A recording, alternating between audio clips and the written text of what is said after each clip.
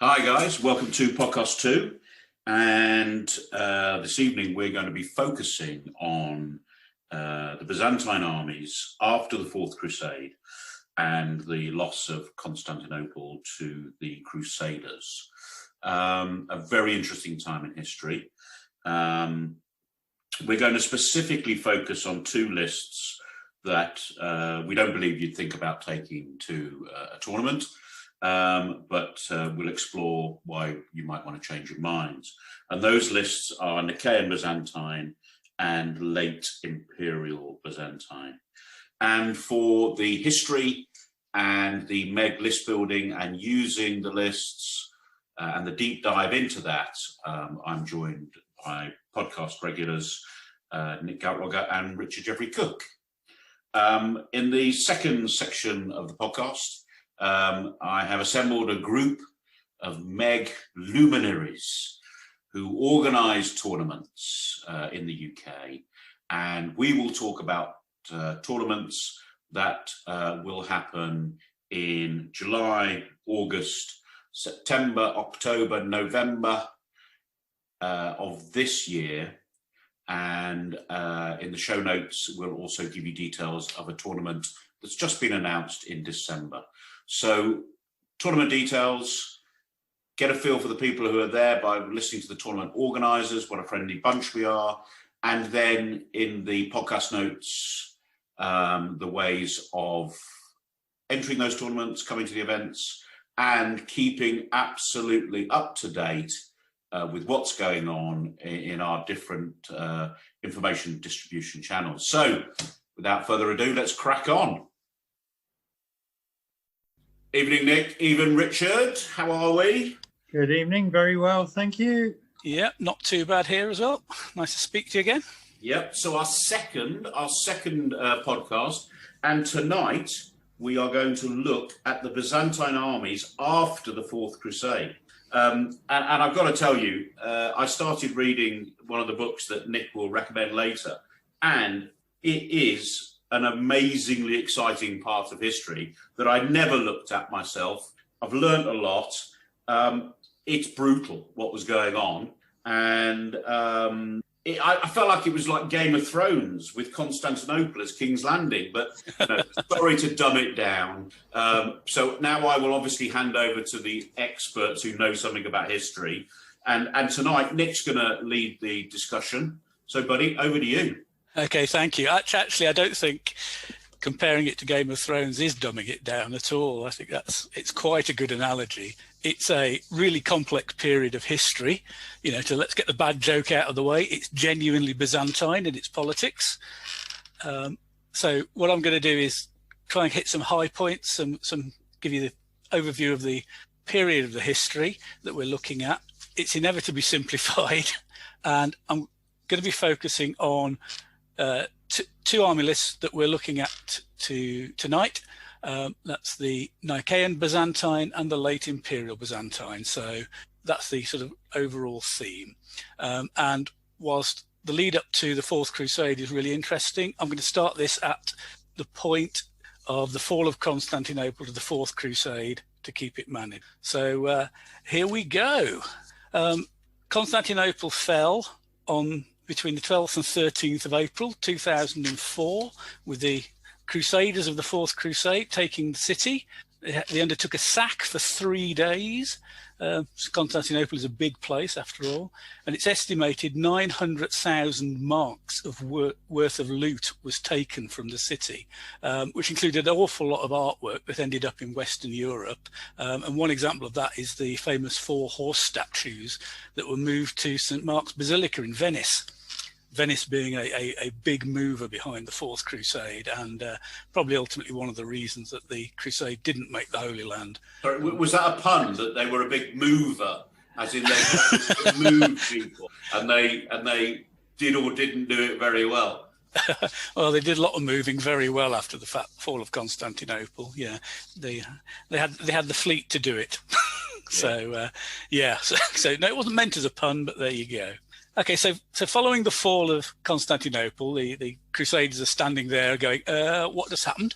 And a treaty apportions the Byzantine Empire that they've just taken over between Venice and the leaders of the Crusade. And this establishes the Latin Empire of Constantinople. So going forward, anytime we refer to Latins in this, it means the Crusaders, the Westerners.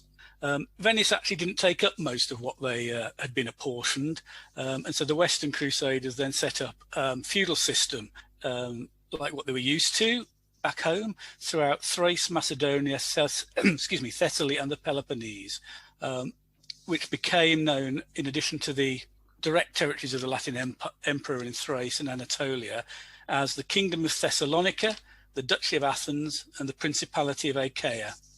One of the Crusader leaders, Baldwin of Flanders, was then elected the first Latin Emperor with support from the Venetians. Again, there was much politics involved in that. On the other side, we've got the wreck of the Byzantine Empire, and 3 Byzantine states emerged from this wreckage.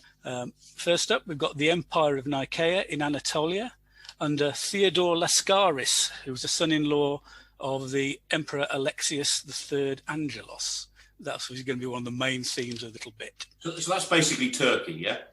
Yeah. Yes. The western end of what is now Turkey across the sea from Constantinople. Another part was the Despotate of Epiros under Michael Comnenus Ducas. That's in sort of the western edge of Greece. Just worth noting, despotate is the modern term. It was never actually called that historically. And indeed, not all of its rulers had the title despot. Some of them actually claimed the title of emperor. And if I remember rightly, one was actually crowned emperor. But they never claimed that after the Nicaeans took back Constantinople. The last bit of Byzantium was the Empire of Trebizond, which is a small strip of land with some cities across the northern coast of Anatolia that was seized by Alexius Comnenus, another descendant of a previous emperor, in this case Andronicus I Comnenus, who had been dethroned in 1185. A bit generous calling it an empire, because there wasn't a lot of it, and it spent a lot of its time as client state to more powerful neighbours. Other major states who will appear in this story: the Second Bulgarian Empire, who defeated the Latin Empire in 1205 and became a major power in the Balkans, and the Seljuk Sultanate of Rum, who controlled most of Anatolia that wasn't controlled by the Empire of Nicaea. As I said, we'll be mainly following the Empire of Nicaea. I just want to make a couple of quick points on the army. The army relied heavily on the mercenaries of the Latinicon and the Scythicon, and they were supplemented by native Byzantine troops, some cavalry and infantry, the infantry mainly being archers. They also managed to retain some of the Guard troops, the Varangians and the Vidariots. The army changed a bit later, and we'll touch on that. It's also worth noting that a lot of the armies during this period were actually quite small, only a few thousand men really. A significant battle was fought where there were only 2,000 in total on the Byzantine side. So we're not talking big, massive. Okay, some key events in the period following the fall of Constantinople and the setting up of the successor Byzantine states. We've got following the defeat in 1205, during which the Latin Emperor Baldwin disappeared and was presumed dead, the Nicaeans took the opportunity to take over most of the bits of Anatolia that the Latins had held to that date. And the following year, the Latins attempted to reconquer, but that was aborted. And following that, Theodore Lascaris took the title of Roman Emperor. And in 1208, he appointed a new patriarch whose job it was to crown him. So from that point on, there is somebody claiming to be Byzantine Emperor. The Latins had another bash at reconquering this in 1211. And this time they allied with the Seljuks of Rum, but that failed because the Seljuks were defeated by the Nicaeans at the Battle of Antioch on the Meander. And in 1214, the Nicaeans and Latins agreed a treaty which pretty much ruled out the Latins attempting to take back any lands in Anatolia again, and just holding on to the bit they had. So after that, the Nicaeans then turned on their fellow Byzantines at the Empire of Trebizond and conquered all of the lands held by the Empire of Trebizond west of Sinope, which then it was itself captured by the Turks, which then completely cut off the Empire of Trebizond from the Nicaeans and the rest of the Greek world. Following that, the Empire of Trebizond was really just a client state of the Seljuks.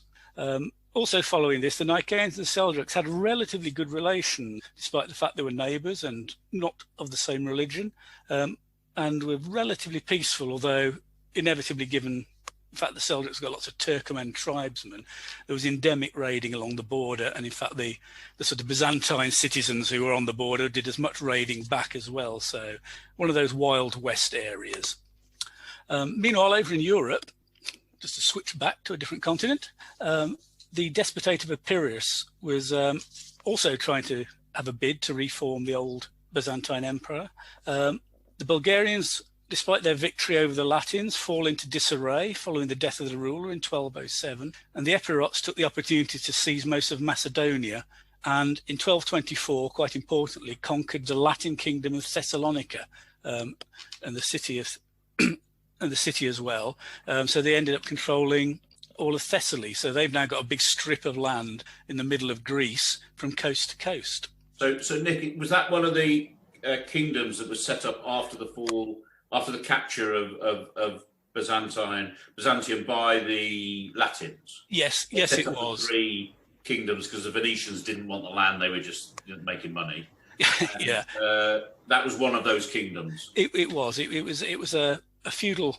The Latin emperor had feudal rights over them, but it was pretty independent, as in the way a lot of these kingdoms and appanages did in Western Europe. So this sort of knocks out one of those 3 other kingdoms as well. Yeah, I think it's worth saying the Venetians were very much interested in the island, controlling trade routes, so the naval routes. So they didn't really have the manpower or the interest to try and seize the sort of mainland. I think they were just making too much money out of everybody to bother, weren't they? Indeed. Yeah, why tie yourself down to a fractious piece of land when you can just milk them for money by providing shit? Okay, yeah, but a very valid point. Okay, so so after this, by about 1230, the Despotate of Epirus was essentially within sight of Constantinople, and looked well on the way to possibly having a good stab at reforming the empire. Alas for them, the Bulgars had got over the problems they had and went and captured Thessalonica, at which point the Despotate of Epirus split into 3 parts, and the Bulgarians took the opportunity to take over most of Macedonia and Thrace as well. So after expanding out to be a decent size, the Despotate of Epirus collapses back in on itself. And by this time, the Latin-controlled areas had effectively been reduced to just Constantinople and its immediate environs, with a bit of land in Anatolia, southern Greece, the Peloponnese, and a handful of islands, the ones that the Venetians had. So that's what's going on in Greece. We've now bounced back to Anatolia again to see how the Nicaeans are getting on. In 1222, Theodore died and was succeeded by John Vatatzes, who proved a really effective ruler, possibly the best ruler of the Nicaean Empire. In 1224, he defeated the Latins again, who were, at this point, are more or less abandoned everything they've got in Anatolia. And following that, he was actually invited by the city of Adrianople to come over and take over, although this is actually strictly part of the Latin world. So John obviously did that and ended up taking over most of Thrace as well as a result. So moving from being just a power in Anatolia to a power in Anatolia and back in Europe. So in 1235, John then allied with the Bulgarians, their ruler Ivan Asen II, and ended up extending his influence over Thessalonica and Epirus. Well, that was the aim, sorry. However, this didn't really work out very well, as both the Bulgarians and the Nicaeans really, really wanted Constantinople. John, obviously, is a Byzantine, so he wants it as a capital of his revived Byzantine Empire. And the Bulgarians actually want to create this sort of synthesis of Byzantines and Bulgarians and create a sort of new Byzantine-Bulgarian Empire. So after a couple of years, this alliance folded. But we're in a position now where Nicaea is definitely the most powerful Byzantine successor state. And between them, Bulgaria and Nicaea are dominating what had been the old Byzantine Empire. 1239, we have a little interlude where a bunch of Cumans who are fleeing before the Mongols invade Thrace. John John settles most of these in Anatolia around the Meander Valley. He doesn't try and defeat them, he actually buys them off and gives them land and settles them as new border troops. Presumably they then go and indulge in raiding with the Turkomens, the Seljuks, and recruits others into the army. So he removes he removes that problem just by basically hiring them. 1242 is also important because in this year the Mongols invade Seljuk territory, defeat them in battle, and effectively ruin the Seljuk state. It becomes really dysfunctional and ineffectual after that, although it does carry on for another 50 odd years. So this removes any possible threats the Seljuks might have posed to the Nicaeans, and actually provides probably quite a useful buffer between them and the Mongols. So then because of this, the Nicaeans can go on and seize the rest of Thrace, Macedonia, and Thessalonica from the Bulgarians. And this is showing you just how much success John has. He dies in 1254 and is succeeded by his son, Theodore II, who unfortunately suffers from epilepsy and doesn't live that much longer, and dies in 1258. At which point, in good Byzantine tradition, his best general, Michael Palaeologus, usurps power from Theodore's son and becomes Michael VIII. He then goes rapidly on to defeat an alliance of the Despotate of Epirus and the Latin Principality of Achaia. So that's one of the other principalities set up at the Battle of Pelagonia. And at this point, Nicaea really is the dominant power now. It's the only power that is going to reconstitute the Byzantine Empire. And in 1261, they finally recapture Constantinople, but bizarrely do it almost by accident. There's a small army under one of Michael's generals operating close to the city. It's only a few hundred men strong, and it actually has orders not to get involved with Constantinople. However, the commander is called Alexius, and I'm not even going to try and pronounce his surname, and finds out that the Latin army and the fleet are both absent at the time. He contacts some inhabitants of Constantinople, gets admitted to the city. The Latin emperor legs it, and suddenly, after 57 years, the city of Constantinople is again in Byzantine hands. And the Emperor Michael, who's over in Anatolia, gets a message and obviously hightails it over, and much rejoicing happened. So that's the sort of history of the part of the history, covered by the Nicaean Byzantine list. And we sort of move on to the next list in line, which is the late Imperial Byzantine. So I don't know if Ray and Rich have got any questions before I rattle through a bit of history on the late Imperial Byzantines. Well, only that. So is that the end of the Nicaeans because Constantinople's or Byzantium has been taken back, or does the dynasty die out? What happens? Sorry. No, it's a good question. Essentially, we stopped calling them the Nicaean Empire and just call it the Byzantine Empire now. Because they've recaptured Byzantium. Yeah, there is straight continuity, and Michael VIII becomes emperor in Constantinople as well. Brilliant. Okay. So, and in fact, his dynasty, the Palaeologians, rule Byzantium pretty much until its fall to the Ottoman Turks. So yeah, as I mentioned earlier, I was going to mention the army starts to change a bit at this point. So there's a couple of quick pointers on that. Because of the fall of the Latin states, there are now fewer Latin mercenaries around. So essentially the Latinicon part, the Western Knights, disappear from the army, apart from a small remnant who remain in the empire on land grants, and who became known as Cavallarioi. Get my teeth around that one. But so there's some continuity there. And also the emperors from this point really have a policy of trying to reform a native Byzantine army to reduce dependence on foreigners, which has mixed success, I think it's fair to say. So the constitution of the army changes somewhat, and we'll look at that when we come to the list, of course. So, and the Byzantines still do have to call in mercenaries or allies for manpower.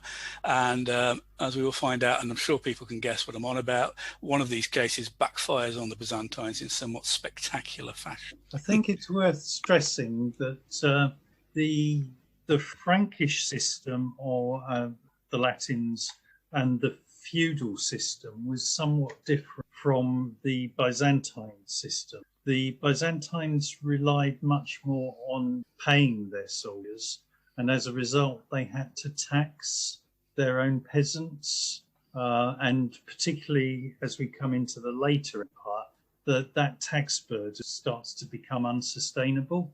And when we come on to the Ottomans, I think it's worth pointing out the Ottomans were actually quite popular in some ways with the peasants, because they actually decided to tax the peasants less than the Byzantine taxed their own subjects. So that perhaps explains part of this success that the Ottomans were going to enjoy later on. Yeah, no, I think that's an excellent point, Richard. Yeah, the Ottomans certainly do, for my somewhat limited understanding, prove remarkably popular. Then again, people who lower taxes usually are. I think the other thing that can't be sort of overstated is actually how crucial Constantinople, Byzantium as it was prior. It's always confusing. It's the Byzantine Empire, but it was no longer called Byzantium. Was to the whole area, because it controls the straits between Europe and Asia, and all the trade that was going through it from Asia into Europe. It was absolutely the critical sort of centrum, the central point of the whole area. Its tremendous fortifications were really pretty much invulnerable if you had sufficient troops to man them. The problem increasingly becomes the fact that the walls are actually so long and the armies are so small, it becomes very difficult to man the entire fortification of Constantinople, and that ultimately probably leads to the collapse to the Turks, but obviously that's later on in the story. It's sounding more like Game of Thrones every minute. Yeah, as I said, it wasn't a bad analogy. A really complex period of history. Okay, right. So we were at the point where the Nicaeans have taken Constantinople, and they're feeling good. And in 1262, the following year, the Emperor Michael organises a major expedition against Epirus. He's on a roll. He wants to conquer them as well. However, before he can actually fight them, they sue for peace, and he actually agrees to this. And for the next decade, there's peace between what we shall now call the Byzantine Empire and the Despotate of Epirus. He also then went on to try and reconquer southern Greece, and he was helped in this by a large number of allied Turks. This wasn't terribly successful, and embroiled the Byzantines in well over 2 decades of fighting in southern Greece of varying scales, with the Byzantines very slowly getting the upper hand. 1262 was quite busy. It also saw a Bulgarian invasion of Thrace, although this wasn't very successful. And they tried again in 1264, this time aided by the Mongols, and raided quite close to Constantinople, but again withdrew and didn't take the opportunity to try and conquer land. Despite the sort of successes, in the 1270s, a guy called John Ducas started to cause trouble in Thessaly, which then managed to drag in the Despotate of Epirus and also Charles of Anjou. So, we've got a French connection here. And he actually sent some troops over into Greece, Albania as it happens. However, they were defeated in 1280. And subsequently, by 1282, he was planning a massive naval assault on Constantinople, possibly to try and repeat what the Fourth Crusade had done. However, he was forestalled by the outbreak of the Sicilian Vespers, and any ambitions he had to attack Constantinople died with that. In that year, after the threat of Charles of Anjou went away, Michael attacked Macedonia in alliance with the Golden Horde Mongols. So, we're seeing the Mongols becoming a factor to play here as well. However, he actually died before the campaign started, but it was undertaken by his successor, Andronicus II, but it actually achieved very little. So despite the help of the Mongols, didn't very much get anywhere. Andronicus then turned his attention to Anatolia, first time in a decade or so that the Byzantines had looked at Anatolia, really, because things are starting to deteriorate rather badly.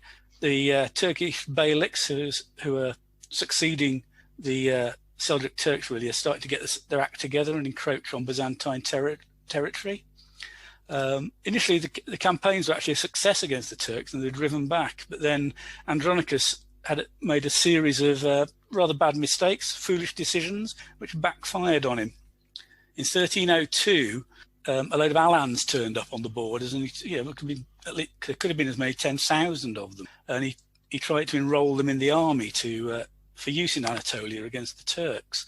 So they were led into Asia by the emperor's son, but at which point they started to desert the army and start to loot, and became a right pain. The remnants were then finished off by a Turkish army under a chap by the name of Osman, whose descendants will become very famous because they are, of course, the Ottomans, to whom Richard was just referring. So at this time we start seeing the Ottomans appear in history properly. He then shortly after, he made another poor decision with the hiring of another lot of mercenaries, and this is the infamous Catalan Grand Company, which a lot of us have heard of. They cost an absolute fortune. So Richard's point about taxing becomes quite important here. It was certainly more than the empire could afford. It's more than he was paying any other troops. And despite the amount of money he was trying to throw at them, they were never ever really under Byzantine control, even when they were fighting. When they mustered in Constantinople, they were violent. They ended up fighting with the Genoese, who had a quarter in Constantinople, and they sort of rapidly shipped over to Anatolia to try and link up with the remains of the Alans who had been hired, and then go on and conquer Turks in the name of the Byzantine Empire. However, when they get to Anatolia, they pick a fight with the Alans, and lots of the Alans are killed, which doesn't really make it a terribly good alliance between. Despite this, the initial Catalan campaigns were a resounding success. They defeat the Turks at every opportunity, drive them back. Because of this, in 1304, the Catalans demand more money. We're doing so well, we need more money. So another possibly foolish decision, but possibly one forced on him, Andronicus tries to pay them off with debased money.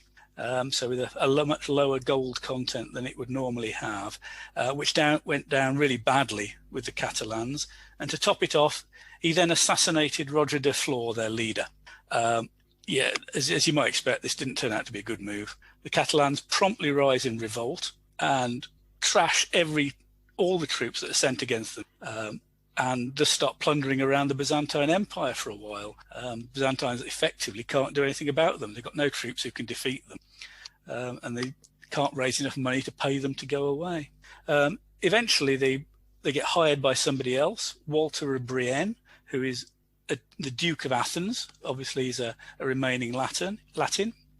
However, after this, the Catalans turn on him as well, defeat him and kill him at the Battle of Halmiros in 1311. So, yet another victim of the Catalans, who then set up their own state in Athens, which lasted till 1388. Although along the way, they were also excommunicated by the Pope for a reason I can't remember. I just remember that they were excommunicated. Okay, we sort of reached a point now where I think, in the interest of brevity, I'm actually going to skim over the rest of the history of this late Imperial Byzantine list, partly because it's a bit dismal. It really is downhill all the way from now on. From 1321 to 1357, there was a long period of civil wars, which again live up to the Byzantine tag, and these absolutely wrecked any chance of the empire recovering following the debacle of the Catalan episode. In Anatolia, we start seeing the Ottoman Turks taking over possessions. They become the dominant Turks in Anatolia, and then they actually start moving into Europe from the 1350s and start conquering the Balkan Peninsula. It's a bit like the way the Nicaeans came over, actually. Interesting comparison. And in 1377, it's quite an important date, because the Ottomans made the city of Adrianople their European capital, which I believe is now known as Erdene. At the same time, we start seeing in the West, the Serbs are encroaching as well and acquiring territory. So by the date the Meg list, late Imperial Byzantine list, ends, the Byzantine Empire had been reduced to Constantinople and its immediate hinterland, and a rump Byzantine state existing in southern Greece, which is now known as the Despotate of the Morea. So as in we call it that. I think in reality, both of them only survive for the next 100 years or so, because the Ottomans can't be bothered to get rid of them, really. They're not really causing any threat. So it's all really a rather sad end. And, you know, and at the fall of Constantinople and a little while afterwards, that is the end of the Roman Empire. It lasted a long time, but it's... Till 1453, give it its dues, it lasted till 1453. Yeah, but the end was a bit sad, really. Anyway, that's a run through of what is quite a complex period. That's great, Nick. Thank you for doing that. I just bow to you. Right, so that finishes the history section, and what a great campaign that would make. And what we're now going to do is obviously move over to the putting this into Meg and into the lists. And, you know, no better person than RJC, Richard Jeffrey Cook, to have with us to talk about that. And he's going to start with the Nicaean, Byzantine, and tell you a bit of the detail of what's happening with the list. So, RJC, over to you, buddy. Thank you, Ray. So, Nick has given us an excellent summary of the history.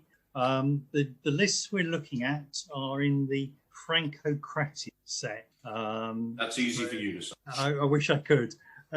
That's the Greek for Kingdom of the Franks. So this is the period, and most of the armies that Nick was talking about appear in that list set, including the Bulgars. The Sultanate of Rum actually is in the Crusade set. Oh, yeah. Earlier as well, but the Trebizond is in there, the Epirate Byzantine. Yeah, so you can have a good rumble around, can't you? Indeed. Take your pick of which of the successive Byzantine states. But we're looking at the Nicaean Byzantine, and it's a mix of cavalry and infantry troops. It's worth saying at this point that we're looking at the 2021 lists, which are shortly to be released. So there are some minor changes in the detail. So I'll just run through the Nicaean list and the troop types. So the mandatory cavalry starts off with the Latinican. So these were essentially Frankish mercenaries, sort of Western knight types, fully armoured, unarmoured horses, charging answer, devastating charge. So quite solid troops. You've got the option of melee expert, but they are only. Along with that, we have the equivalent Byzantine troops, the Stratitoi, if my Greek's any good, and it probably isn't, formed loose like the Latin cavalry, but these ones are only protected. They're not fully armed, and they don't have the devastating charges characteristics. They're not quite as punched. The obvious advantage is they're substantially cheap. Along with that, we have the Varangians, who are the sort of Byzantine best cavalry, really. So these ones, in one of the changes, they are now drilled. They're sort of experienced bow short spears, so they're more capable of they're skilled bow. I apologise, I'm thinking of the wrong troops. So they are capable of sort of. I think they're also formed, not drilled, but I don't want to interrupt. I think they're drilled in the latest list. I think you might have a earlier draft. Yeah, we did decide to make them drilled. They're part of the small part of the army that was still effectively a standing army. Makes sense, but not in my list that I'm talking. The core troops are still quite effective, the Byzantines. There are just not many of them, which is why you've only got 0 to 8 in the list, really. And they're supported by the Turkopouloi. So these are more the Turks themselves. So they're average unprotected and only experienced bow, not as good as the Varangians. You've got a up to 4, so it's a very small tug, but you can have the Varangian Guard, drilled close infantry, exceptional. That might be being quite generous, but they're fully armoured, two-handed cut and crush, because they wouldn't be Varangian Guard if they weren't wielding two-handed axes, in my opinion. You've got to have Varangian Guard, haven't you? Along with that, we've got just with our Anglo-centric fantasies about what the Varangian Guard were. Yes, of course, you've got to have them.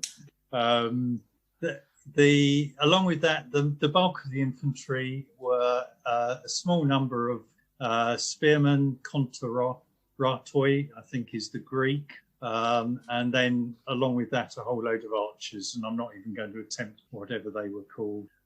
You can also throw in some Highland javelin men, so a small number of loose troops, and you can have more Scythicon, which is the old classical word for Scythians.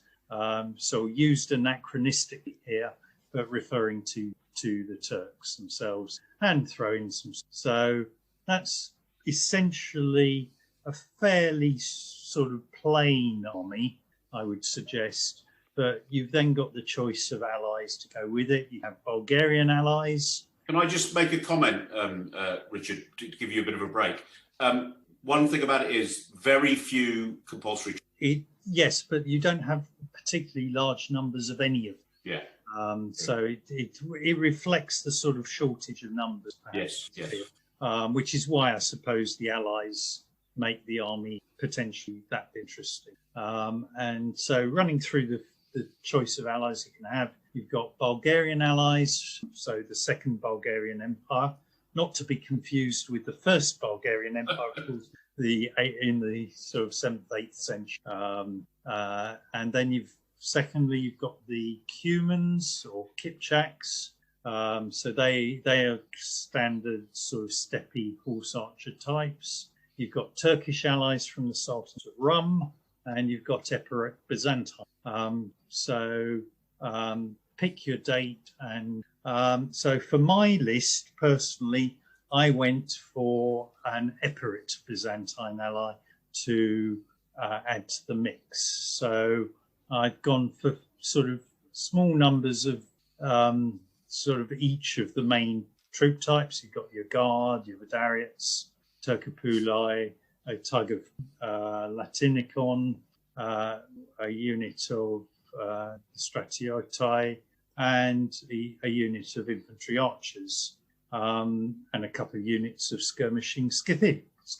So not huge numbers, but you've got some quite effective troops in terms of being able to use your skilled shooting, because the Vadariets have skilled bow, and the Scythicon, the skirmishers, have constabulary.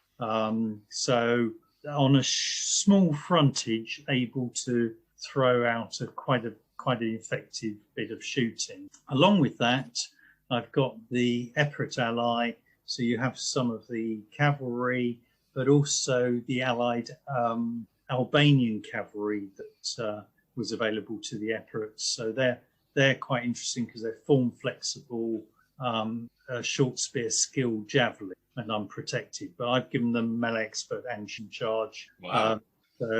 So they're going to be quite a pain to enemy skirmishers because of being able to catch them.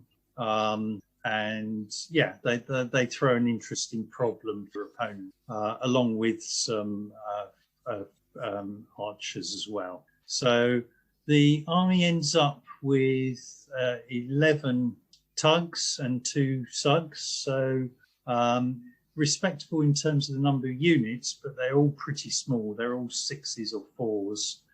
So what you don't want to do is be facing sort of massed larger numbers. You've got to sort of pick your point and use your better shooting ability on a narrow front, backed up with some troops that can then break through, hopefully, the weak enemy. In terms of command, I've gone for the talented ally. For the list, I think we may be sharing. It's a talented professional, but just to be warned, with the 2021 list, the general's costs are being adjusted. In the army builder. In the army builder, and the talented ally will be a little bit more expensive. But you're essentially your professional generals, so you've got quite a bit of command flexibility. I probably wouldn't float the CNC with this army. I'd probably just use his ability to share a card where I needed to. I've added a competent and mediocre professional sub-general. So, yeah, you've got a fair degree of flex. Richard, did you put the talented professional as the army commander to get that extra PBS and extra scouting? It does. I've actually just had a look today at with the new general's costs, and I'm not sure I can afford the talented professional. Right, but when you were building this list with what you had in front of you, was it to get that extra PBS? It gives you 9 PBS and 6 scouting. So yeah, that's pretty good for most periods, frankly. Yeah. So the 6 scouting especially is very, very chunky. And with your plan about picking your points and all that. So I've got one question for you, all right? And I think you'll know what the question is going to be because me and my aggressive, right? So you're talking about shooting and then hitting something. What are you going to hit with? Well, you've got the Latinicon. So they're the charging lance and devastating chargers. You've got to. It's not a big punch army, so you've got to weaken your opponent first. Yeah. It's an army that's going to take a bit of finesse. Well, that's me out then. I think because if you judge it wrong, you're either going to get your skirmishers caught, or else you're going to bounce. Find that your punch is hitting something that's too strong for you. Yeah, I must admit, looking at it for myself, I don't see an awful lot of use for the Varangians. I think I'd have had another unit of Latinicon instead of them.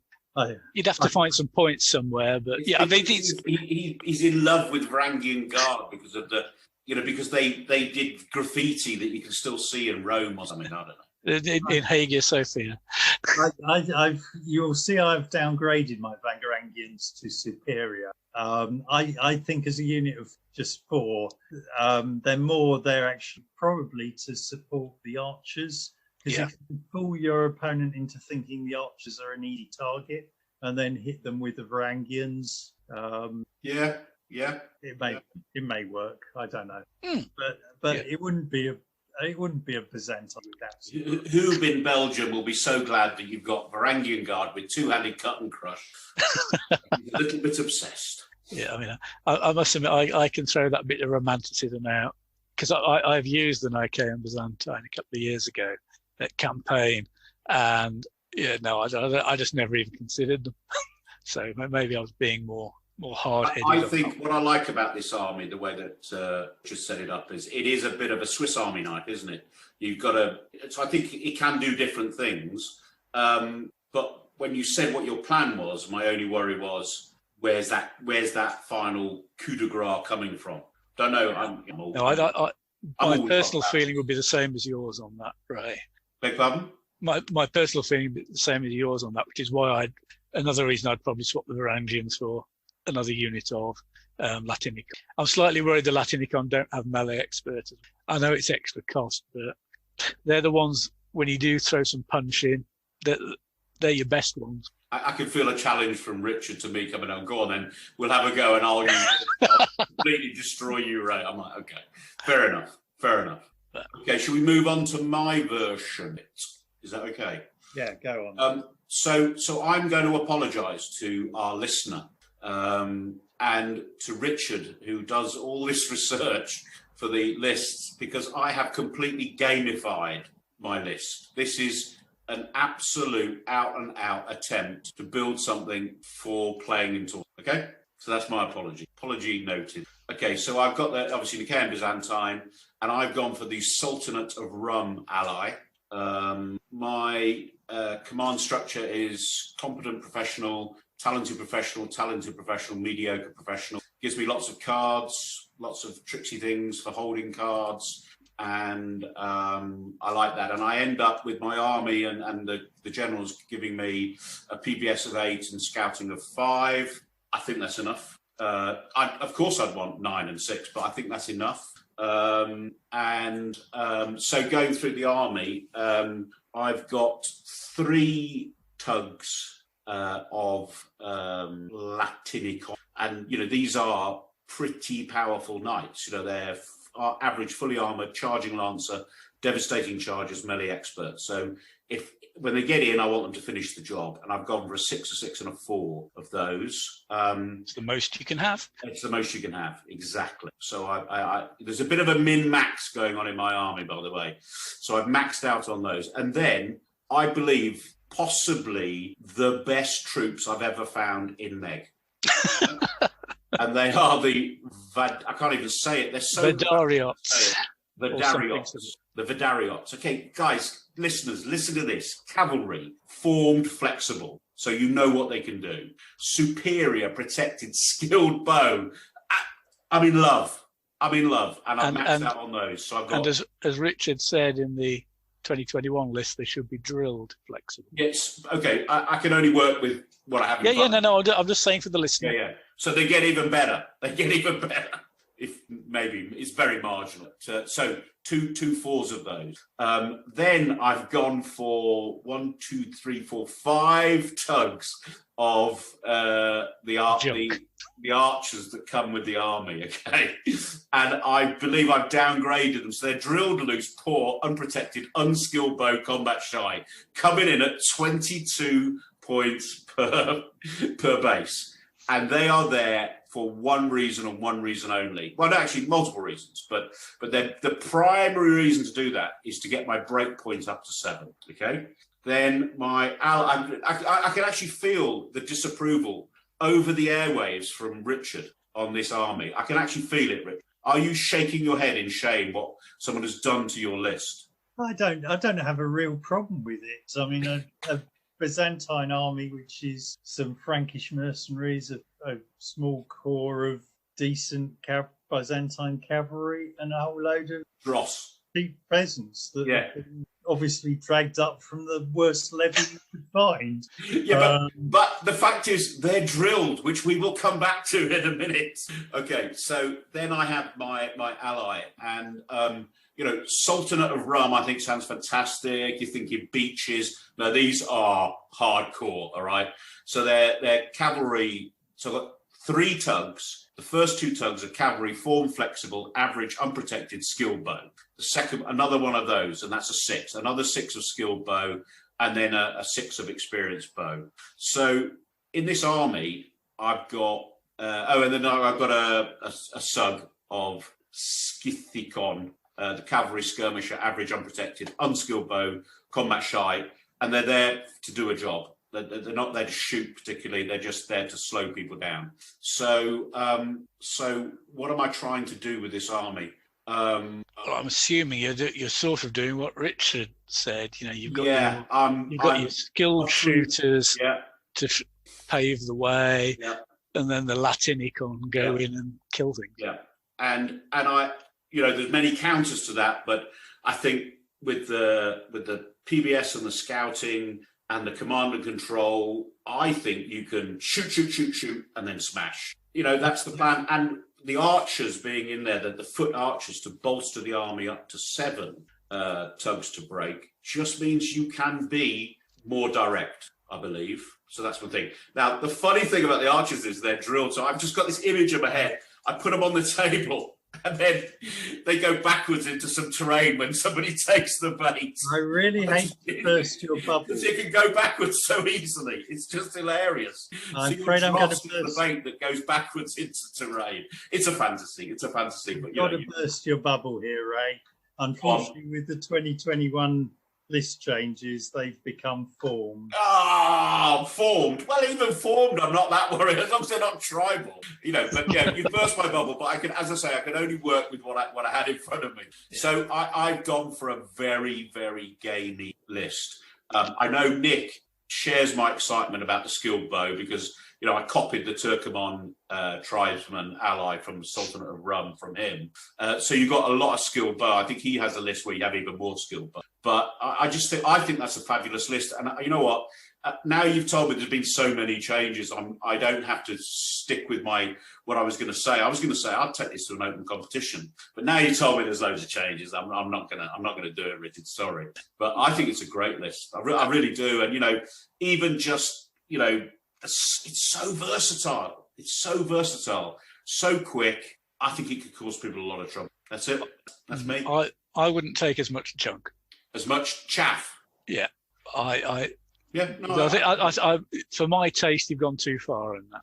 Well, I started by saying I'm going to gamify. It's going to be No, if you're going to do it, you've got to do it. I'd want more things that can live close to the enemy. Right. You know, your Scythicon have gone down to unskilled bow. I like them with Cantabrian. I like having 2 of them. The list I used, like Richard, you got what you can have. You have your 2 Vadariots with the 2 Scythicon. Yes. You know, they can pull them around as a group, or meander off with 1 Vadariot and 1 Scythicon. You know, you've basically got an 8 base frontage that can be shooting as skilled, to which you add your Turkomans as well. I think by going for all that rubbish archers, you've given up a bit in your actual important shooting. Yeah. But by the way, I don't think going down to form kills those archers. No. They're not quite as nimble as drilled, but they you know, they still double move on not a red. But I have and can wheel and double move. I mean, you have to make decisions, and I've got a big strike force. I've got something that can hit you very hard. I can see why you've gone for it. I just think I would trade down to a break of 6. I'm not a patient man like you. Yeah, so you know, you see, I would be picking on those Latinicon with my skilled shoot, and sort of my better foot can probably cause your Turkomans a bit more problems, possibly. So that's the way I would be looking at your army. We weren't thinking about this as a civil war, were we? No, I'm thinking about building a list that I would take to a tournament. But and I mean, the thing I would try and ensure is I don't get distracted by thinking your arch too easy a target. Yeah. Although they look very tempting, you can get suckered into going after them and then not paying attention to the strikes. I mean, you're clever enough not to see through my very basic plan, but that is the idea that people aren't that clever. I'm only joking. Anyway, I think it would be a bloody fun army to use. There you go. How about that? All right, it is. I mean, so I used Nicaean campaign a couple of years ago. I had a blast, although it was mainly fighting Serbia. I fought 3 of them, but yeah, I think it's a great. I would take Nicaean to an open competition. Wow. Okay, there's a challenge. We've got to see how it turns out fully in the 21. But I think for our listener, we should move on now. So we're moving on to the late Imperial Byzantine. So literally picks up when from where we've left here at 1261, and Nick is going to talk about his army first. Oh, sorry. Yeah, I thought Richard might be introducing the list Richard. PDF, and then I will most happily talk about my army. Richard, you've got to do some more work. So the late Imperial Byzantine. So as Nick covered in the history, by this period, the number of Latins is diminishing. So the cavalry the Cavalry that's the Greek word for cavalry, as you might guess. They're again, there's still a small corps of very good cavalry available to the Byzantines, but it's so now they're looking more like the Latins. So these are drilled loose, superior, fully armoured on unprotected horses, charging and melee expert. So the Byzantine equivalent of medieval, guess you've got. If you take the army up to 1272, you've still got some Vadariots. And we've then got the sort of remnants of the Byzantine Stratiotai cavalry and the Turkopoloi. You can have those up to 13. The Varangians are really on their last gasp. They disappear from the history after 1260. I was going to say, you're going to have 2 of them or something. Well, then, yeah, the list gives you a tug of 4. Again, it's fairly generous. We allow them to be exceptional. they're drilled obviously and fully armoured, the two-hand crush. But you're never going to have a big number. In terms of foot, you've got some guard troops. These are Zakones. I think that's the Greek pronunciation. I thought that was a dip that you had as a starter at a Greek restaurant. Yeah, very tasty, I believe. Yes. We've sort of classified them as sort of a bit of well, they're drill flexible, superior, protected, short spear melee expert. I think nice. That can do some damage. They're good. Again, small number up to 6, good quality. Perhaps more suited perhaps to fighting in cities than they were as open field troops. They're supported by spearmen and the archers. You get some more Tartoi, and I have to confess, these are drilled loose and skilled archers. They're a bit of a mystery to me. This isn't really my strong period, so I couldn't tell you the origin of those. And then you can have a whole bunch of militia, poor protected short, so and good old tribal to 36. And then you get some skirmishing horse archers and skirmish foot. And you get an even greater selection the late Byzantine. This is because by this time the main skill of the Byzantine diplomacy. Playing off one empire against another, or hiring whatever band of troops was roving around the Balkans or Anatolia at the time. So you've got Turkoman Beylik allies. These are the small states, Turkoman states that get established in Anatolia. You get the Mongols. You get the Alans. We described how that can go badly wrong for you. You get Bulgarians, still got the Second Bulgarian Empire up until I think it's the Crusade of Nicopolis that ends up being this sort of end of the Second Bulgarian Empire. And then if somebody's taken away the list, so I can't. Sorry, I just I hit my mouse. So yeah, the last couple are Serbs. So you can have Serbian allies. That gives you a good medieval knight punch, and then you've got the Ottomans. Surprisingly, no Catalan company. No, I don't think you could ever claim that the Byzantine actually fought alongside the Catalans. No, the Catalans were against. There are times they were supposed to be on the same side, but they fought together. Maybe you can have them, but they're unreliable, or whatever the equivalent in Meg is, or whatever. I think they just automatically join your opponent, yes, or possibly take on both of you. Yeah, I think that's and win. Yes. Yes, they'd be required to fight both sides at the same time and win. Yeah, I think it's they were a complete liability.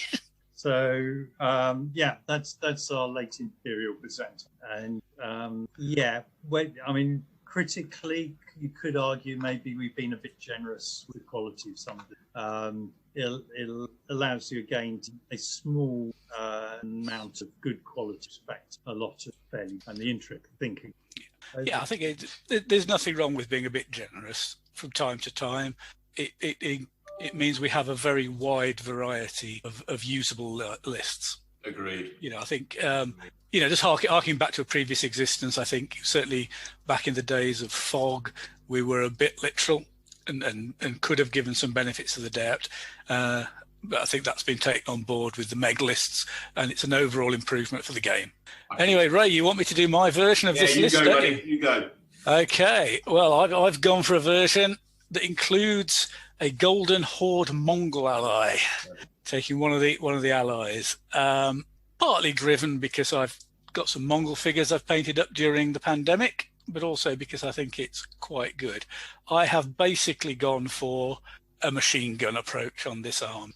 So, the ally who comes with a talented professional ally general, the inevitable talented. Richard's already warned us about points on that one. We've got a 6 of superior protected short spear skilled bow drilled loose. a 6 of formed flexible, average unprotected short spear skilled bow, a 4 of the same, and then 4 nomadic cavalry, formed flexible, average unprotected, experienced bow. So we've got the ally has 16 bases of skilled bowmen. The Byzantine part of the army includes the maximum 6 Cavalry you're allowed, the superior fully armoured charging lancers, melee expert. Okay, you don't get dev charger with those, but you can't have everything. So they're a bit of punch. A couple of 4s of the Stratiote Byzantine cavalry, charging lancer, melee expert. The Mortatoi infantry that Richard was just talking about, the drilled loose, average protected, skilled bow, 8 of those. So cracking on another 8 bases of skilled shooters in there. A unit of Byzantine archers, which have been downgraded to poor. They're unprotected, formed loose, experienced bow, combat shy. So, you know, they're a bit of filler, but if anybody gets close, at least they're still shooting with experienced bow. And a 6 of the Turkopuloi, formed flexible, average unprotected, short spear, experienced bow. So that's 10 tugs. Come back to the 10 in a minute. 2 tugs of horse archers, average unprotected, experienced bow for one of them, Cantabrian combat shy. List only allows you to have half of your horse archers with Cantabrian. So, and I need to save some points. So the second lot are, and this is where I spot where I've made a mistake, and I've classified them as infantry, not cavalry. So this list is illegal. So there you are. Proof. Ray can laugh at me for pointing out his illegal list last podcast. I've made a mistake this time. So I need to change that, because there should be cavalry skirmishers, average unprotected, unskilled bow, combat shy. So I'm probably about 100 up points over. Oh, well, such is life. A list checker would pull me up on that. Command and control, I've got a competent professional army commander, a competent professional subbie, and a mediocre professional subbie. Obviously, as I mentioned, the ally is a talented professional. So this army is all about the shooting. Going to get as much of that skilled shooting in on the opponent. I have to say, it's terrifying. So it's supported by a bit of experienced shooting. You know, the skilled infantry shooters. It's got punch in the Cavalry and the 2 Stratiotoi. The Cavalry are a fairly direct punch, being superior charging lancer. The 4s of the Stratiotoi, you'd be looking to push them in more into the more damaged areas. Obviously flank if you can get it, because they're only 4s, but they've still got a reasonable punch, being charging lancer, and they've got melee experts so they can hang around a bit.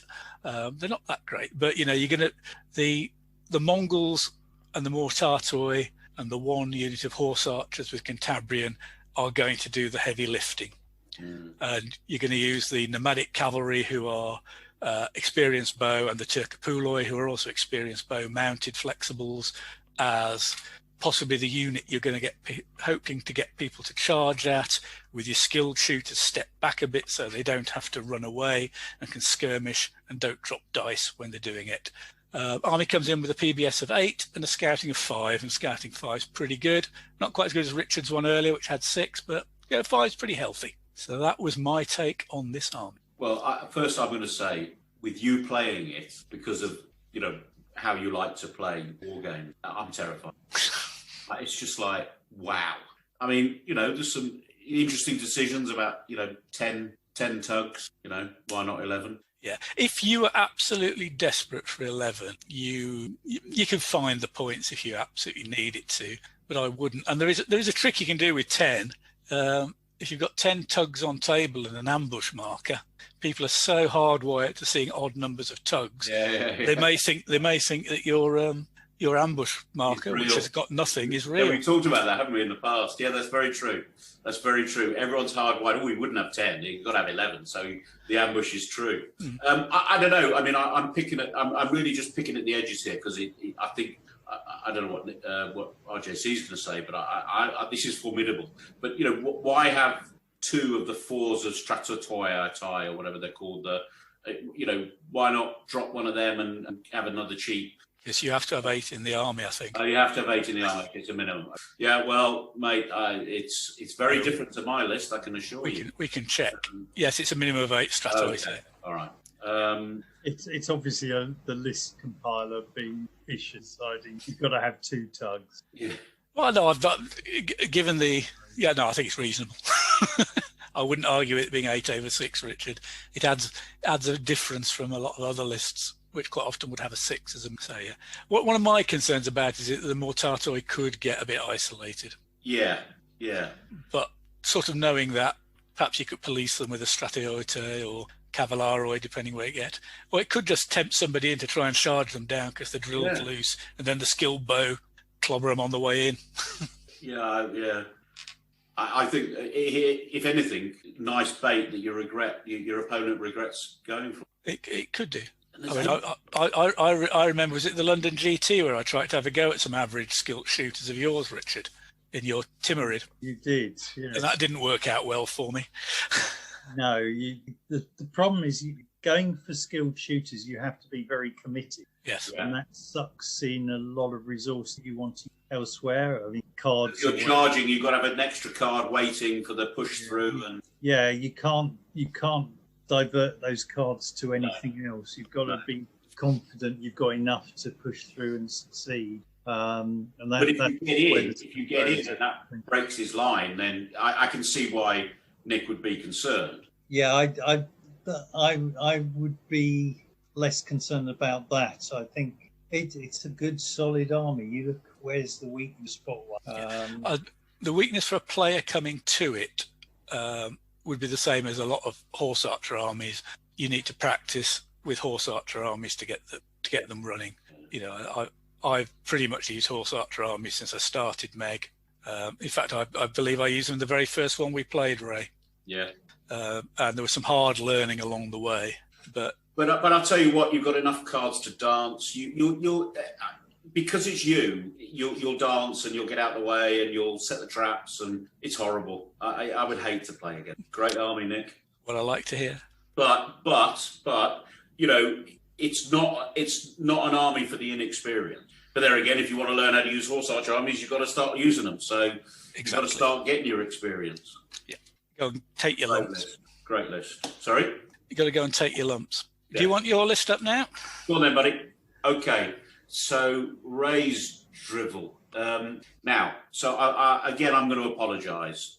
What I wanted to do when I looked at the list was use an ally which I love, which is the Serbian Empire.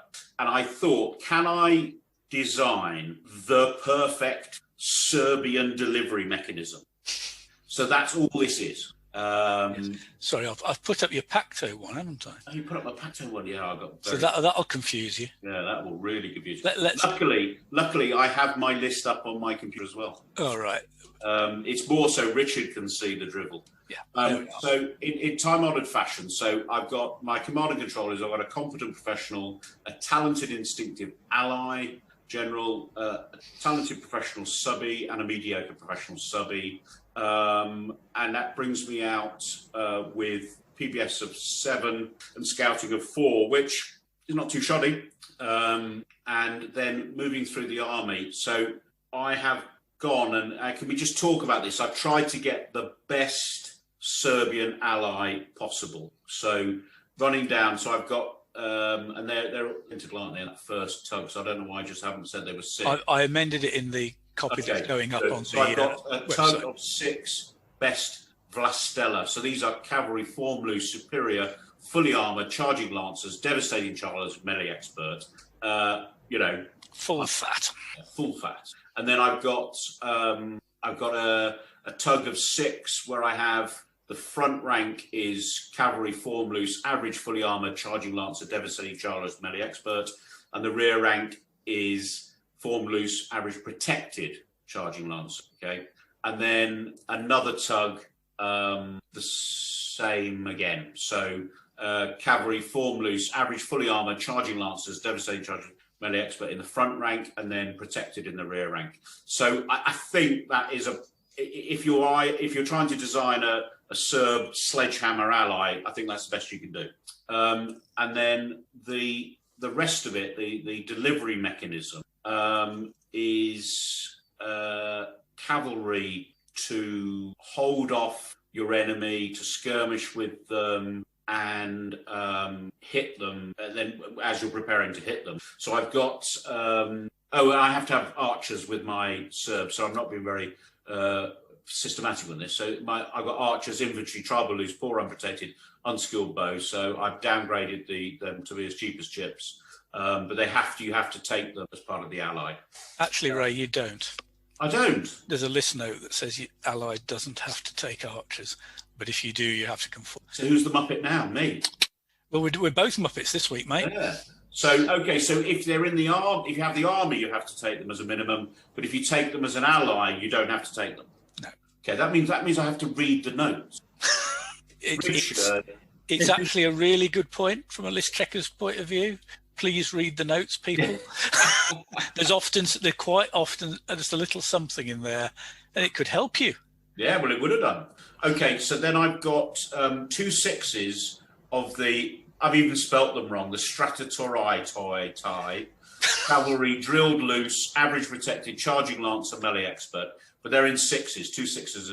No, I've got 2 6s and a 4. So they're there to usher the main strike force. They're not even the main strike force. And then I've got. I can't believe you're making me say all these words.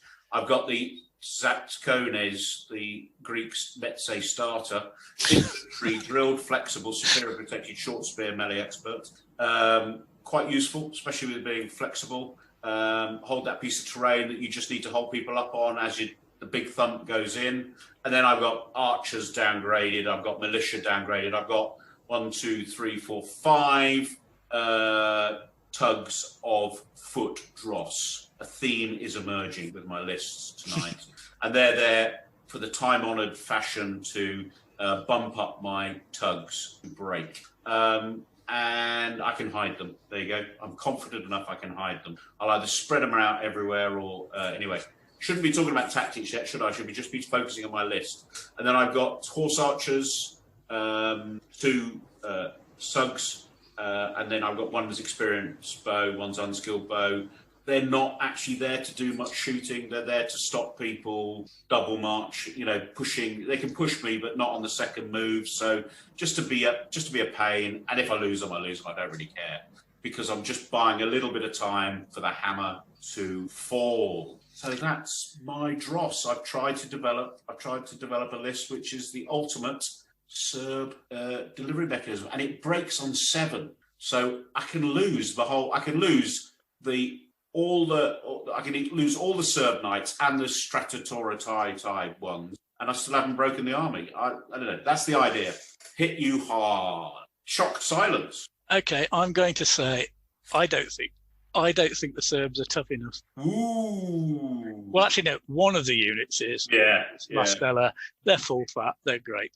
The other ones, they're not rubbish or anything like that. Don't get me wrong, but you're going to be putting a lot of reliance on them punching through, and anytime they lose a front rank figure, they're quite seriously downgraded. Yeah. I just feel that you're possibly putting a bit too much emphasis on the Serb. Either that, or actually, I don't know the numbers in the Serb list, but actually, as I say, you don't need the archers, so you're freeing up a slot, if you like, in the command.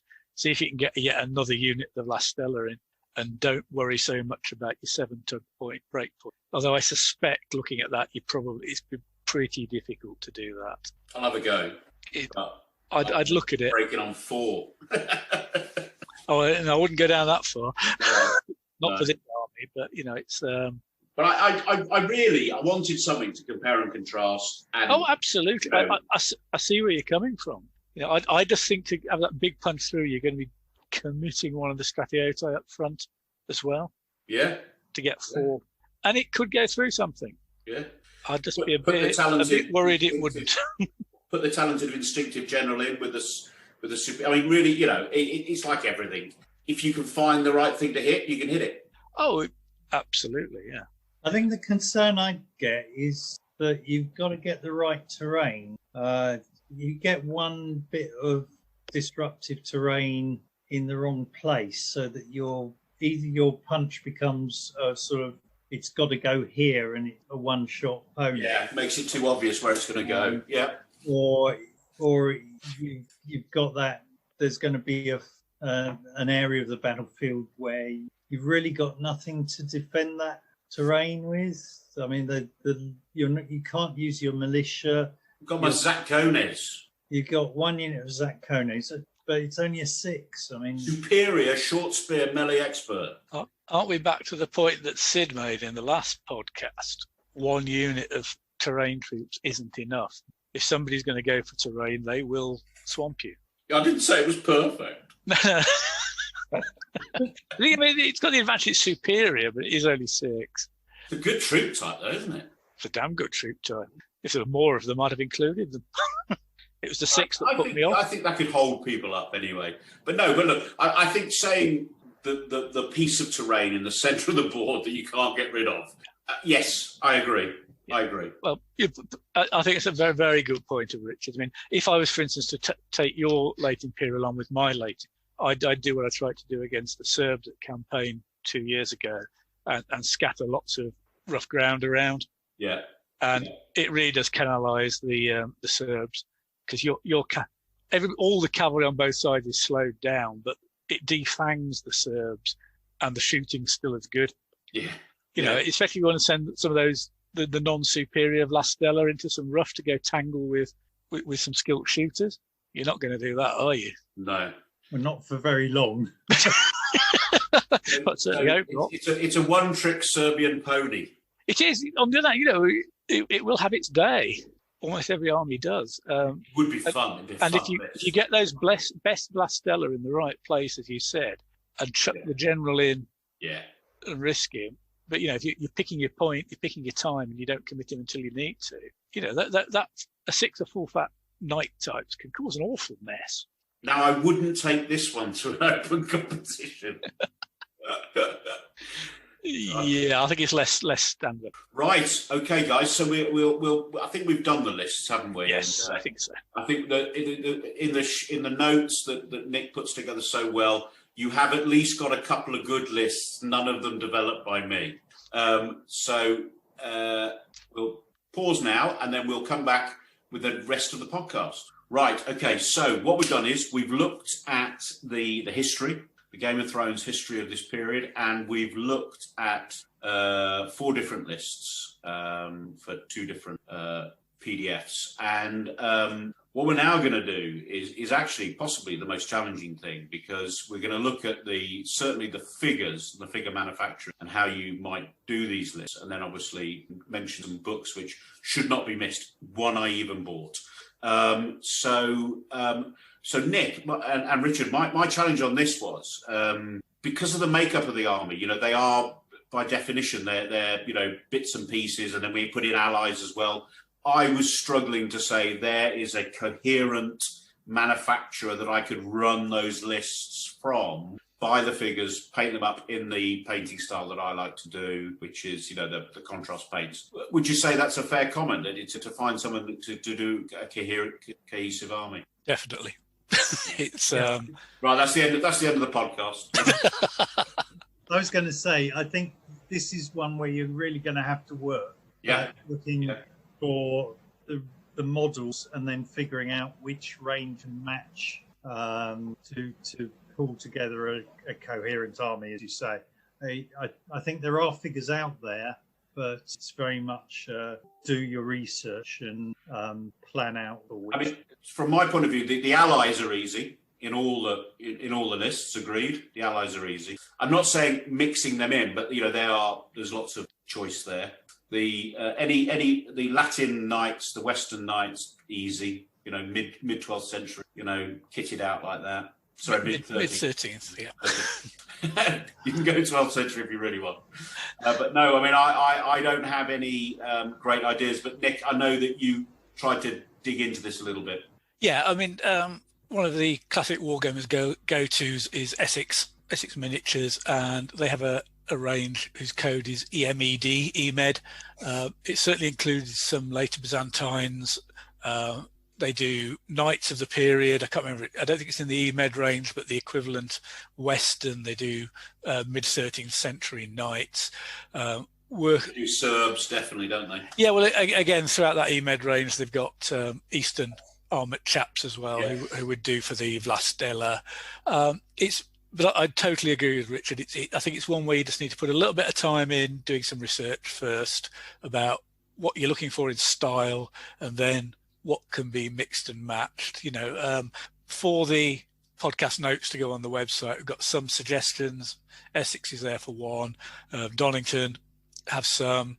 Legio Heroica do some beautiful knights for the period, and other manufacturers as well. I even found 128mm Magister Militum do some late Byzantine, Crusader and Saracen ranges that have some suitable figures, but I really ran up against a brick wall in my knowledge of 28mm on that. So, anybody reading the notes might want to make some suggestions of their own. But Nick, even when you did your Vadariots, didn't you basically take a different figure and then change it? Yeah, I mean, actually, one thing I would say, you could probably look at earlier Byzantine ranges like the Nicaphorian. Quite a lot of people do Nicaphorian Byzantine ranges, and some suitable figures could probably be found in there, because the shield shape continues from that period for quite a while as well. There are some changes right at the end, but the sort of armoured teardrop style carries on. I mean, yeah, the figures I've got for Vadariots are basically Nicaphorian Byzantine armoured horse archers. Right. To which I can't remember if I added shields or they came with them. Painted something that looked vaguely Byzantine on them. Nice. But it's definitely one of these. Have a dig around, be a bit imaginative, find out whose ranges match with whose for size, and go and work it out. I can't just go to Forged in Battle and order them. No. Damn. This could be the one, though. Sorry just to keep going. This could be the one where Essex, with their vast range, could be the saviour here, couldn't it? To get the cohesive models, and we don't want 15mm, 13mm, and 18mm. We don't want big fat chunky ones and skinny ones. To get that cohesive look, it might be an Essex miniatures. They are by far your best bet, I think, for doing that. They're the nearest you'll get to a one-stop shop, but you will have to go through a number of their ranges. But they are very consistent in size. So yeah. Richard, anything to add about basing? You've got your classic limestone, fairly dry in the summer, sandy sort of bases, I would have thought, with a bit of vegetation. I don't think in-jokes work on podcasts, so I'm going to have to tell you. So Richard has a reputation for buying his figures painted on eBay and then basing them beautifully, so the overall effect is very cohesive and very good. But that was that joke. Now, moving on to the books. I bought the Late Byzantine Army Arms and Society 1204 to 1453, and I did read some of the pages. But you also complained it had no pictures. It only had 2 pictures in the whole book. Yeah. That book, I relied very heavily on it for the history bit I did earlier. It's the nearest we've got to a one-stop shop. It's by a chap called Mark Bartusis. We will obviously put a link up to the inevitable Amazon for it. That covers you the history from 1204 to the end. It's got quite a lot in there about the army and the various troop types in it. I can't remember if it answers Richard's question on the bowmen in the late Imperial Byzantine list, but if any book's going to, it's going to be that one. About that book, I'll tell you something. I thought the way it's written, the style is quite journalistic, which I enjoy because it keeps going. But the structure of the book annoyed me with the way it split up everything. I just found that a bit, you really got to work hard, you know what I mean, to get the detail that you want. It's a textbook. Yeah. But I found the writing easy to follow personally. But I do see you. Just to sort of say on it was a bit of a joke about there's no pictures, but obviously wargamers love pictures, inspiration, and there is a Byzantine Armies AD 1118 to 1461 by Ian Heath. It's an Osprey. It's a bit old now, but I think the stuff in it's still pretty valid. So yeah, you can get some colour pictures there. That's the one. And Ian Heath wrote a couple of WRG books as well, The Armies and Enemies of the Crusades and The Arms of the Middle Ages, which have the black and white, just the line drawings in that some people will be familiar with. Both of those partly cover the period we've been covering. And I think the last thing I'd say on pictures is don't forget Google Images. If you go on Google Images and search for sort of late Byzantines or something, it'll, as well as throwing up pictures that have been scanned out of the Osprey books, because Google always does, it can throw up stuff from Byzantine manuscripts, illustrated manuscripts that were written in the period. So they'll show you what the Byzantines wanted you to think their army looked like as well. Right. So I'd always, it's worthwhile spending a bit of time there if you want to. And obviously back to the figures, because we're saying you need to do a bit of research. Google Images is free. Yeah, I'd say the WRG book, particularly Eastern Armies of the Middle Ages, still that's a good. So go on. I was about saying, if you found something, you could always ask the hive mind on the forum. Somebody somewhere will have an answer, or an idea at least. True. Right, so we finished our fireside chat, the three of us. The next section, Nick makes another appearance talking to all the tournament organisers in the UK, but we say goodbye to Richard for till the next episode. So Richard, thank you very much. What another great contribution. Can we tease our listener with what we might do next? I think we've got an idea, haven't we? Can we tease? We've got an idea. Islands. Are we going eastern next time, perhaps? There was a suggestion it might get a bit Chinesey. A bit Chinesey? Okay, good. So crispy chili beef, please. I can't remember if Richard was in on that, or whether that was something. Okay. This is completely new to Richard. But as always, guys, the publishing team will get together to decide what the next one is. So, but anyway, so that ends that section, and as I said, we're moving on now to a group of tournament organisers who are going to take us through the exciting things that are happening between now and the end of the year. Okay, we've got some great guests on this section of the podcast because we have the people who actually run the tournament that are going to be on for the rest of this year, and that's really important. So what we're going to do is go through in date order the tournaments, and there's only one Hammy, and Hammy is first out the blocks because he is going to be running an event on the 17th and 18th of July at Battlefield Hobbies, which is his game store. So Hammy, over to you, buddy. Right, so first out of the blocks, Battlefield Hobbies in the middle of the country, decent gaming space, plenty of room. If we get enough people to fill it completely, Ray will eat his hat on the next podcast. In order to make it nice and easy for everybody, we were thinking about 1 day, thinking about 2 days. We've decided we're going to go for a 2-day event. It's going to be armies from 500 BCE to 500 AD. Initial draw I'll do on dates, be 5 games, 3 on Saturday, 2 on Sunday. Yeah, nice. Local hotels, I've been checking with them for another event that we're looking at running around that kind of time. They're all offering cancelable rooms. The place called Whedon, which is just down the road from Daventry, that's got 2 nice, decent, cheap hotels, pubs, and a good curry restaurant. Good place to stay. Just off the M1. If you don't know where Daventry is, it's roundabout level with Watford Gap Services. Easily accessible from everywhere. Loads of parking. It's on street, but lots and lots of it. The streets will be quiet at that time of the day and the week.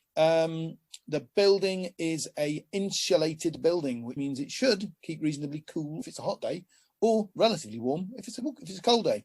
Lots of space. Store alongside it. We stock all sorts of board games, war games, etc. Lunch will be provided. Assuming I can get the local caterers back online again by then. I'm hoping that they'll be jumping at the opportunity. Look forward to seeing lots and lots of people there. So just a couple of things then. So ticket price, what are we thinking on the ticket price? If we're including lunch, it will be £25 a head. Okay. £25 a head for 2 days. If we had to cancel because it's July for some reason, if we had to cancel, it will be full refund to any players, and the hotels are offering the same. So really risk-free. We're also, if the tournament goes ahead, which it will, we've got a good prize pot as well, haven't we, Hammy? Yep, nice prize pot available from Ray and the Meg powers that be, I believe.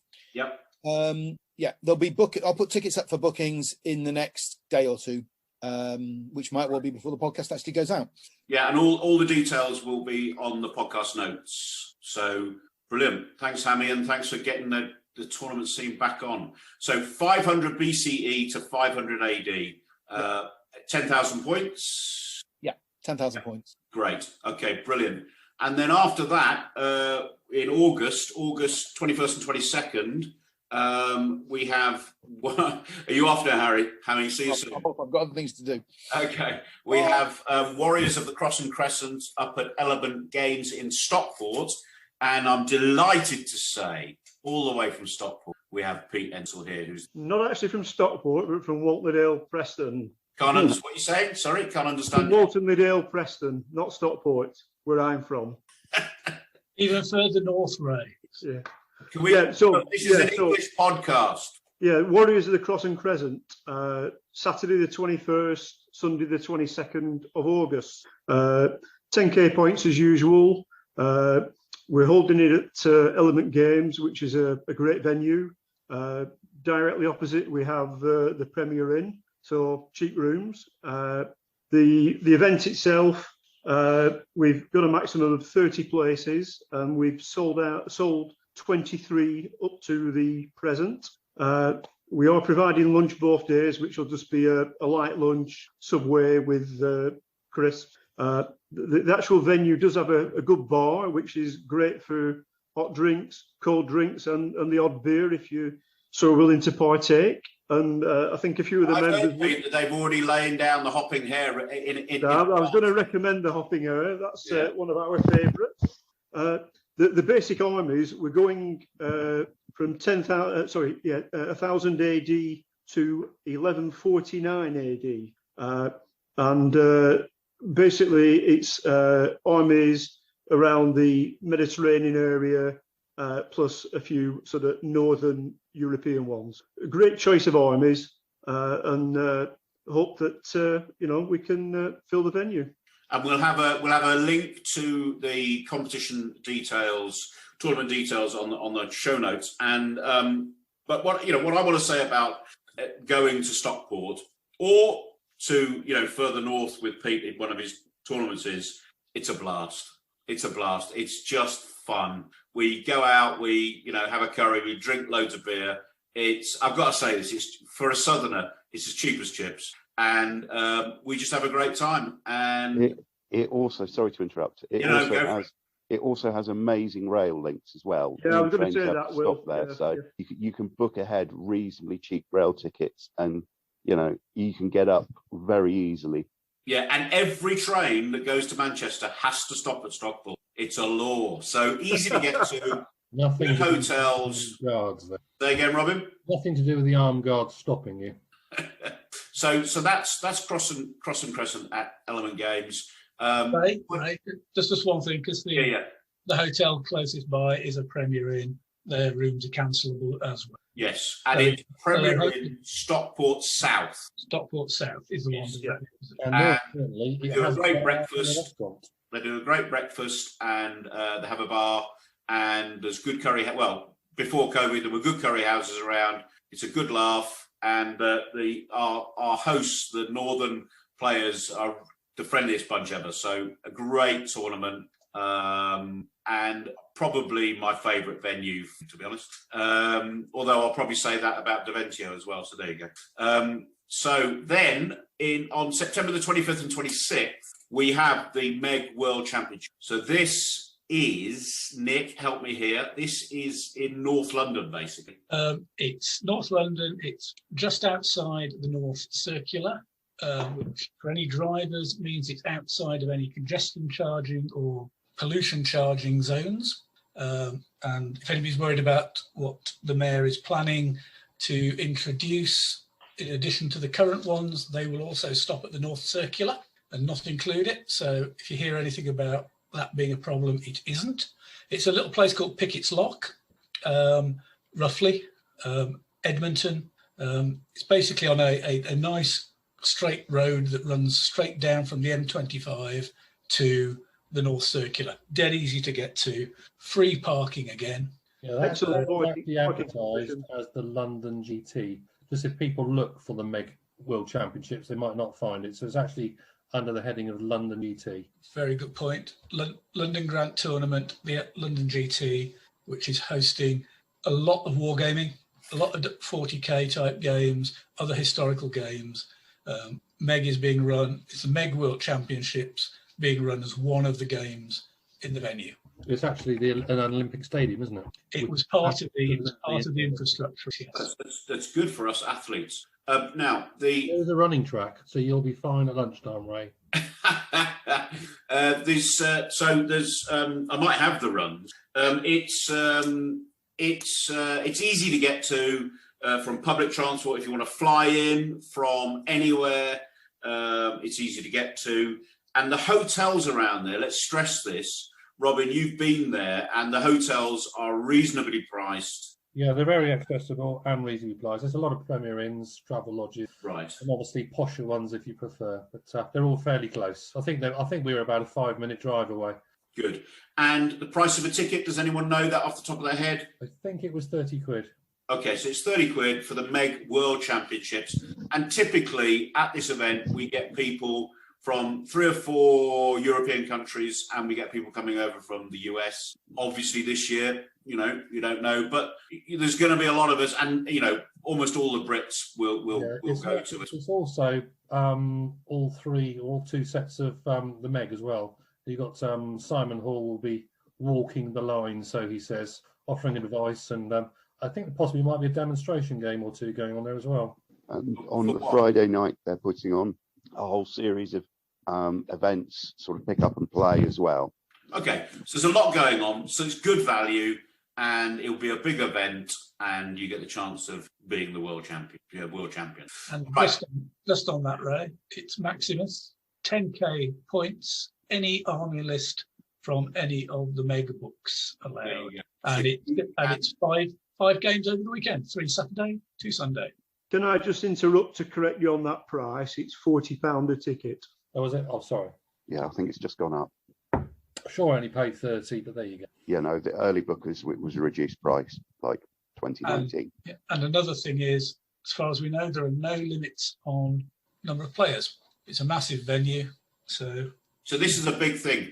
You're guaranteed to get a ticket, but if we book early, we'll get more tickets allocated. Okay, right, moving on then. So the following month, October, we have October 30th and 31st, we have a tournament called Deventio, which is in Derby. And we have Will, who has been organising these Derby events now for years. And I think it was my first event, this one, or... It was your first event, yes. Very first event was going to Derby. So, Will, over to you, buddy. I run this one at Boards and Swords Hobbies, which is run by the amazing Ian Mann and Rob Critwell Evans, and they are just 2 of the nicest blokes around. It's a smaller event. It hosts between about 18 and 24, and it will again be 10,000 points, any army from the classical section of the MEG rules. It's normally a 4-round event. It's 30 quid with lunch thrown in. Lunch is usually either pizza or sandwiches. The store itself has loads of free parking and is incredibly well stocked, considering they've only been going a few years and they're only a 2-man outfit. It's just a great fun venue, and it's close to Premier Inns. It's readily accessible from the M1 and M6 corridors, and also Derby International Airport, or Robin Hood Airport as it's known. And it's just generally a great blast. The draw tends to be done geographically to start with. So you tend to play your geographic neighbours. So if you bring Sassanid and someone else has brought a Persian army, chances are you'll be playing them first. And then we move on to a more open Swiss chess. And one of the things that we've always prided ourselves with the event is we always welcome guys who've never played before. And we like to make sure that they get a good couple of first games against the friendly players who are going to make their games fun and enjoyable, especially in a competition event where, MEG is not a nasty competition set. People have a lot of fun and people want to join in, and that's what we want to do. We want to bring more people in. I agree. Well said. And I would add to that, because I probably have a slightly different perspective to Will, because when I'm there, you don't tend to stay, do you, Will? You travel back. But a lot of us here stay, and the hotel where we stay is a really nice hotel that's really competitively priced with breakfast included, and it is 200 yards from the venue. So that's the first thing. So we've got a hotel on our doorstep across the probably don't want a chance running across the road, but anyway, 200 yards from the venue. And then in the evening, we there's a curry house in Derby, which is legendary. And I think we've been there every year, and it's just fantastic. So good social side, beers to be had, and another friendly event. So yeah. Nearest hotel is the one Ray's on about, is the Travel Lodge Derby Cricket Ground. It's right next to the cricket ground. Therefore, you got a bedroom overlooking the cricket ground. Indeed, I had that. There was no games on. But yeah, again, and the hotel itself has got masses of parking, obviously. Big hotel right next to the cricket ground. If you come to the tournament, you get to take the piss out of Ray about Snowgate, but we won't tell you any more about that until you come to the... Then the next one, they're coming, every month. So now November 27th and 28th is... Oh, sorry. Can I just go back to the dates on Deventio? It's the 31st of December, 1st of November. So it's the 31st of October. October even. And the 1st of November. That will be in the show notes. So I got the dates slightly wrong. And that means the dates are wrong on the Facebook page, Robin. Yeah. So really wrong dates. Yeah, moving on. So Warfare, 27th of November and the 28th of November. And for many of us who go to these events, Warfare is absolutely, one of those, It's a dream event, really. It's a dream event, because you have Bring 'em By, you have a really nice compact trade show, and then you have loads of wargaming going on. Now, the problems in the past have been about space. You don't feel cramped when you're there, but they only have so much space. This year, the location, and then I'll hand over to Nick, the location's changed, so it's actually at Ascot Racecourse, and I believe it will be for the next few years. So Nick, do you want to carry on about Warfare? Because Robin's telling me I've got a message or something. Sure, yeah, as Ray said, it's at Ascot Racecourse now. So one big advantage of that is lots of parking, and it's free. Also, it means that space available for the show and the wargaming has increased, so we're getting more available participation than previously. The competition for Meg this year is Rise and Fall of the Chariot. So it's what we tend to call biblical. So its lists are from the earliest books in Meg. That's the Sumer and Akkad, Egypt and Hatti, Assyria and Babylon, and the Mandate of Heaven one, covering the early Chinese armies. So they've got lots of chariots in them. So there's one slight twist on this one. We also say that allies must be drawn from these list sets as well, which isn't necessarily the case at other competitions, but that's there to ensure that we keep the theme. Because if we opened it up, some of the later lists could have allies that would really distract from the biblical name. So it's usual 10,000 points, 4 games over the course of the weekend. Usually try and allow one of the lunch hours to be of a reasonable length to allow you to go shopping at the show. Well worth going shopping, even if it's just to look at what you're going to buy next time. Currently, we have 30 tickets available, of which there are only 3 left as we speak. Wow. However, as mentioned earlier, big venue, lots of space. They've already upped our allocation from 20 to that 30 because of demand. So if you want to go to Warfare and there aren't any tickets available, drop the Wargames Association of Reading a line, the website, which we will obviously be linking to in the notes for this podcast, has an email address to contact them to. And I know some people who've contacted them about this event for various reasons have had prompt and efficient answers back.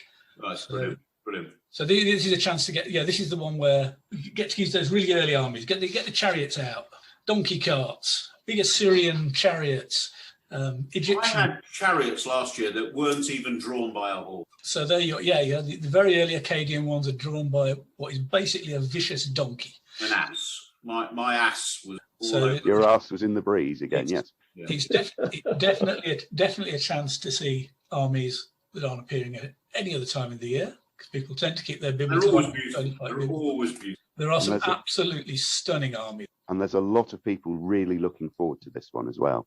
There's a lot of background chatter saying, "Oh, which army shall I use? Which one? Where can I use my chariots?" So people are really looking forward to getting biblical, man. Yep.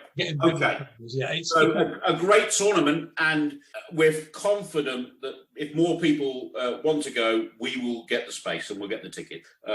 So that's brilliant news. All right, well that's this year. I will just one little shout out, and we'll do more about what's going on in Europe in another podcast. But just so early in January, there is the individual championships in Brussels. I can't say any more than just go to Brussels. Sure. Right? Yeah, that's a must. It's a must. We'll talk about that later. We'll be there. And we'll start doing sponsored runs. And we're going to Brussels. Right. Now, very important person I want to introduce you to now, who is Robin, because he really is the spider at the center of this web. So, Robin, tell all these good people listening to us how they can get all the information day and date when it comes out to us, so they have a chance to make sure they're coming to these events. Okay, right. Well, basically, first of all, what I've done, you've got a list created, which is the date of each competition, where it is, what it is, how many points are involved. And when I'm supplied with the booking information, I put that all together in a basically date order list, and I will mail it out to everybody each month. I have about 150 people on the mailing list at the moment, obviously all of which have supplied me their email addresses. The list that I send out can be found on the MEG forum in the UK events guide. There's also a copy of it on Facebook, on the MEG Facebook page. It's actually pinned at the top. In the Mortem et Gloriam War Games page on Facebook. That's the one. So there is a copy of it there. And what I do is I ask people to inform me of, i.e. any changes to competitions, which happen occasionally, booking information or new competitions that come online. And I basically slot them in as and when they appear. So occasionally, obviously, you get a competition where we need a few more players because maybe it's not quite as many as we'd like. And obviously I'll mail out again, trying to encourage more people to actually attend. So yeah, that's basically it. So I just call it the UK events guide, and it gets mailed out each month. So anybody that's not on it and wants to be on it, you can PM me on Messenger, go to Facebook, or go onto the MEG forum. Just let me know, and I'll add them. And before I go, one thing, I'm sorry, on Daventio, Will, you were talking about the date. I have just double checked. It is actually over the 30th and 31st. 30th and 31st, yeah. I think November the 1st was mentioned, but it's actually the 30th and 31st. So I have mailed one out this month. So probably the next couple of days, when Hammy confirms his booking details for Battle in July, I'll send out another list on the mailing list. Okay, so sorry to interrupt, but moving on with big competitions from from when COVID's over in the UK, July, August, September, October, November, and interweaved in there will be some smaller, more local things going on, which again, Robin will be able to communicate to you. Yeah. I think the ones that come to mind straight away is I think down in Poole in Dorset, we're trying to get something done at Entoyment. And I've got an event going on in June, and then I'll probably do one later in the summer. They tend, these are more local events, but maybe have. I think it's easiest. People. We've got these main events every month now, and now it should be relatively simple for people that wish to slot in the odd 1 or 2 day events. Try and keep them as far apart as possible. So as Ray was saying, Sid, probably rather than myself, who's keen on late medieval, will be arranging for a 1 day tournament in Entoyment. And also there's a show next February in Bournemouth called Beachhead. And subject to what other events are around at the time, I think it's on about the 12th of February, we'll be arranging a 1 day event down there. I believe it's going to be something like the Punic War, and that'll be Jersey James organising that. So once we know next year when the main events are going to be, we can then slot the smaller one-day events in. Give everyone as much notice as possible. Brilliant. And in the notes to this podcast and all over the Facebook pages, and Nick, we can get this on Simon's Mortem and Glorium page as well. We're going to lather you up, guys, with all the information you need to get involved, and we'd love to see you and come and have some fun with us. So thanks to all the contributors this evening. It's been a blast, and Pleasure. See you all soon at a tournament near you. See you guys. Cheers, guys. Thank you very much. Cheers.